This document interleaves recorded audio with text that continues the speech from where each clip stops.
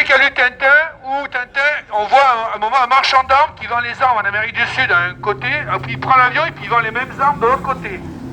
Alors, le capitalisme, d'abord, George Orwell, qui a écrit 1984 et autres joyaux qu'on devrait tous relire, dit « La guerre n'est pas faite pour gagner, la guerre est faite pour durer ». Alors voilà comment ça se passe, c'est évidemment, comme toujours, on va parler de pognon, de capitalisme. Donc le capitalisme, il est basé en particulier sur ce qu'on appelle l'obsolescence programmée. C'est par exemple, on me vend un téléphone en sachant très bien que sa batterie tombera en panne.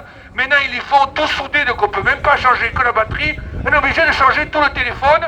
Et les voitures Tesla, apparemment, c'est fait en un seul morceau, comme ça. Si vous puniez votre aile, vous devez changer une pièce à 8 000 € au lieu de changer une pièce à 3 000 €, ce qui était déjà horrible.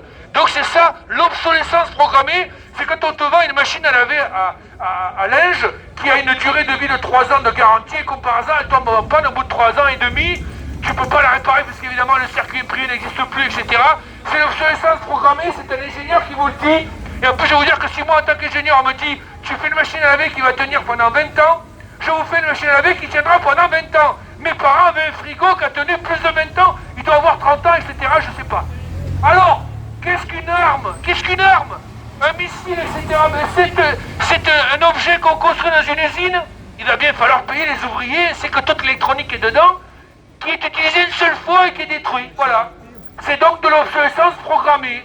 Donc les guerres servent à entretenir les revenus des usines qui fabriquent des objets qui sont par essence une obsolescence programmée. Et en plus, quand vous détruisez le pont, ben vous générez du chiffre d'affaires pour Bouygues qui va venir reconstruire le pont.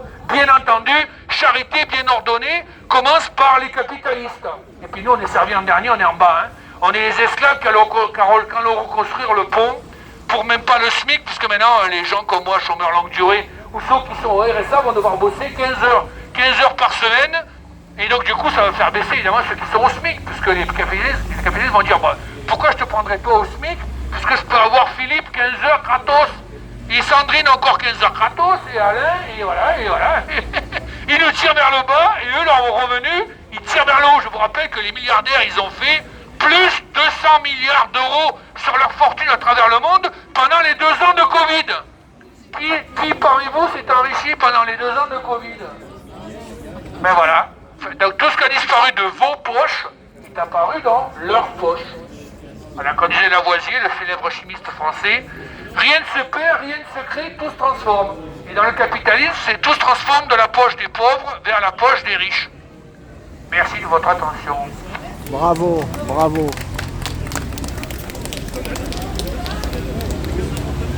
On va y aller. Voilà.